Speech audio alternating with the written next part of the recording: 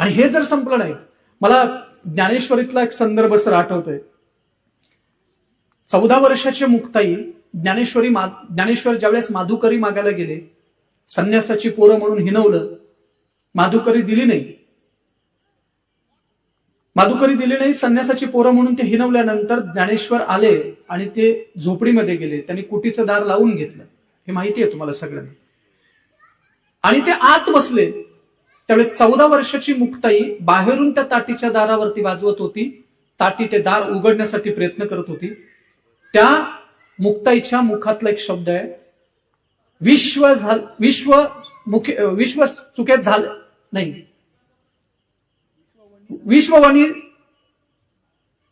संत सुखे व्हावे पाणी, विश्व सुखे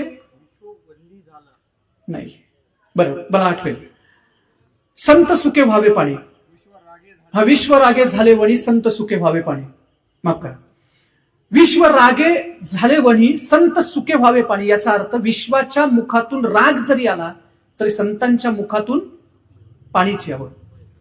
मी समजदार म्हणालो ना, ते समजदार माणसाचं लक्षण हे आहे, जेव्हा अहंकाराची बाधा कुटुंबात होते त्यावेळेस समजदाराच्या मुखातून शांततेचेच शब्द यायला पाहिजेत, तर आपल्याला माणसांना जवळ करता येतं. आपण किती लोकांच्या पाठीवरती हात ठेवू शकतो, किती लोकांना सहकार्य करू शकतो, किती लोकांना जिव्हाळ्यानं आपण जवळ करू शकतो, एवढंच फक्त आयुष्यात शिल्लक राहतं आणि ते आम्हाला करता आलं पाहिजे. बरं, हे मी असं का म्हणतो माहितीये सर, आदरणीय पुंडे सरांशी फोनवरती बोलत असताना मी एक उदाहरण पुंडे सरांशी बोलता बोललो होतो. साहेबांनी आत्ता बसल्यानंतर सांगितलं की ते उदाहरण सांगा.